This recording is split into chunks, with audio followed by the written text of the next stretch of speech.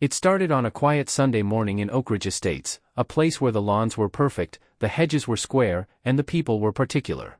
Darius Coleman stood in his front yard, humming softly as he tightened the last bolt on his new white fence.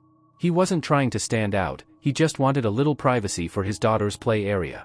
But in Oak Ridge, a black man making changes to his property was apparently a cause for concern. Before we start, hit that like and subscribe button, then comment where you're watching from. Your support keeps these powerful stories coming. Not 10 minutes later, a silver SUV rolled up. Out stepped Victoria Langston, president of the Homeowners Association, dressed in her trademark beige pantsuit and pearls. She carried a clipboard like a weapon and a smile sharp enough to cut glass. "Mr. Coleman," she said coolly, "we need to discuss your fence." Darius wiped his hands. "Morning, Ms. Langston. Something wrong?" Her eyes flicked to the fence. "It's in violation of HOA guidelines. Section 12B, all fencing must match the community's approved height, style, and material. Yours doesn't." Darius frowned. The manual said white vinyl, under 4 feet. That's exactly what this is. Victoria's smile tightened. "It's not the same shade of white as the rest. You'll need to remove it within 7 days or face fines." Darius blinked. "You're kidding, right? It's a fence, not graffiti." Her expression didn't change. "We take community standards very seriously. Failure to comply can result in legal action." As she walked away, Darius exhaled slowly. His daughter, Mia, peeked from the porch. "Daddy, are we in trouble?" He forced a smile. "Not at all, baby. Some people just don't like change." Over the next few days, the harassment began. Anonymous notes on his mailbox. A friendly reminder email from the HOA. Then a citation notice taped to his door: remove unauthorized structure immediately, $250 fine per day until resolved. Darius tried reasoning. He called the HOA office, attended a meeting, even brought the rulebook.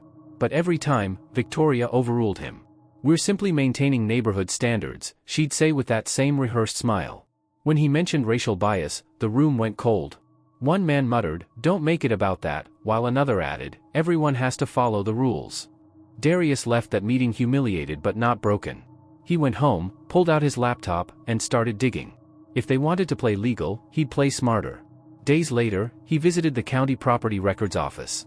The clerk handed him a dusty binder filled with deeds and maps. Darius flipped through them carefully, and that's when he saw it.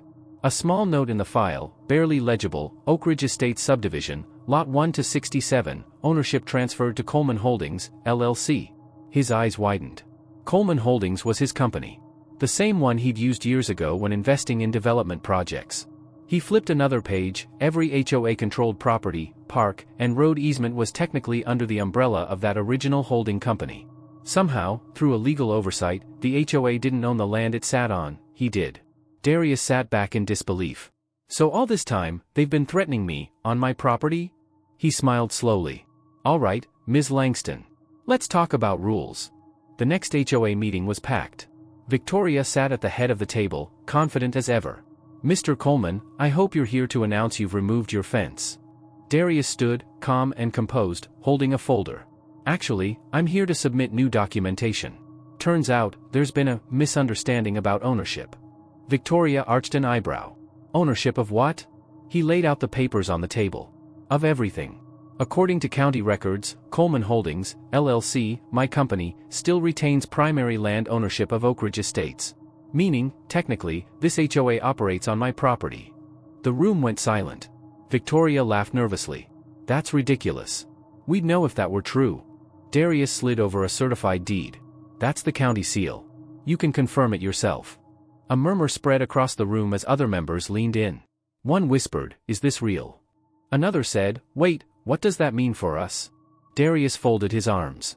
"It means the HOA's been enforcing rules on land they don't control. You fined people, threatened lawsuits, and targeted homeowners, all without legal standing. In fact, the only reason you're still operating is because I allowed it." Victoria's face flushed red.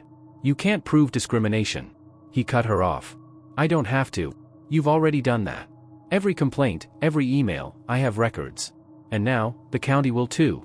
A man from the back of the room stood. "So what happens now?" Darius looked around, his voice steady. "I'm not here for revenge.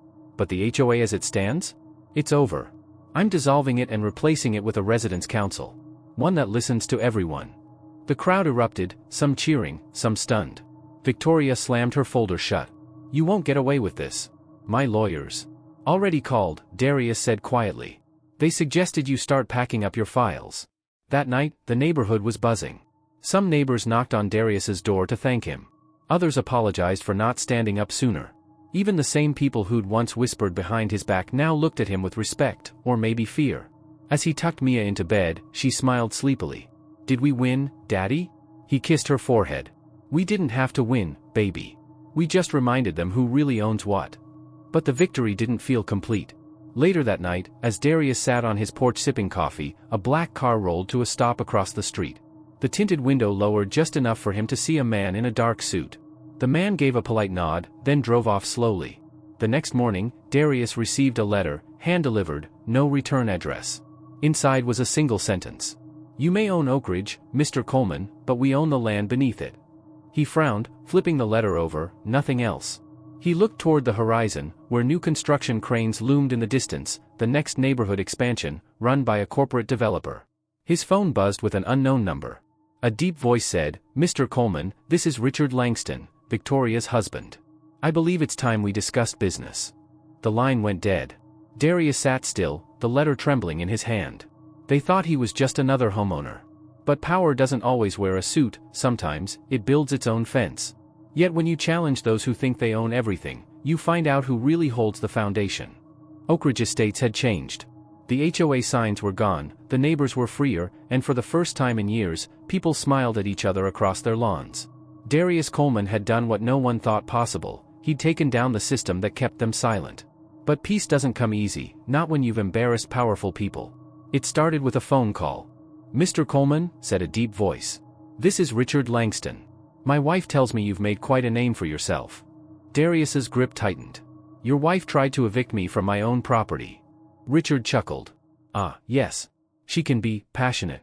But I'm not calling to argue. I'm calling to offer you a deal. Darius frowned. A deal? Yes, Richard continued smoothly. You see, Langston Development owns the land adjacent to Oak Ridge, the new phase of construction. We plan to expand. But with your little ownership revelation, the investors are nervous. So here's my offer, sign over control of your company's development rights to us, and we'll compensate you generously. 7 figures. Darius sat back, silent. And if I don't? Richard's tone dropped. Then we'll make sure no one does business with you again. Banks. Permits. Partners. You'll be a rich man with land no one wants. The call ended, and for the first time, Darius felt the weight of what he'd done. He wasn't just fighting neighbors anymore, he was up against an empire. Over the next few days, strange things began happening. His mail stopped arriving. The county office misplaced his land records. One morning, construction trucks appeared near the neighborhood entrance, digging trenches and installing pipes.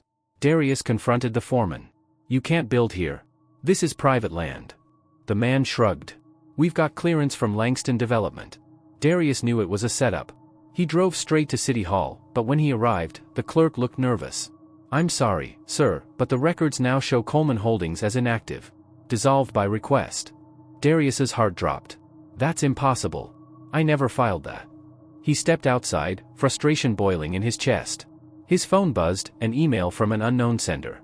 It contained a photo of his daughter, Mia, walking home from school. The message read, let it go, or next time, she walks home alone. Darius froze. His blood ran cold. He raced home, scooped Mia into his arms, and locked every door. He sat up that night, staring at the letter that started it all. They think fear will stop me, he muttered. But I built this neighborhood. I'll protect it, and her. The next morning, he made a call, not to the police, but to a friend from his past. A quiet man named Reggie who once worked in cybersecurity. Reggie, I need you to trace an email and dig into Langston Development. Everything you can find. Within hours, Reggie called back. Bro, you won't believe this. Langston Development doesn't just build neighborhoods, they own city officials. Fake permits, shell companies, bribes. Your HOA wasn't even legitimate, it was a front for laundering development funds. Darius felt his chest tighten. So that's why they're after me. My company's name messed up their pipeline. Reggie paused. You want proof? You've got it. I just sent files that could bury them. That night, Darius gathered his courage and went live on social media. His voice was calm but heavy. My name is Darius Coleman. For weeks, I've been harassed and threatened for standing up to a system that profits off silence. Tonight, I'm showing the truth. He displayed the documents, land deeds, fake HOA transfers, corrupt payments, everything. Within hours, the video went viral. News stations picked it up. Headlines read, "Black homeowner exposes multi-million-dollar HOA fraud." The next morning, reporters flooded Oak Ridge. The police raided Langston Development's office downtown. Victoria Langston was seen escorted out in handcuffs. But Richard, he was nowhere to be found.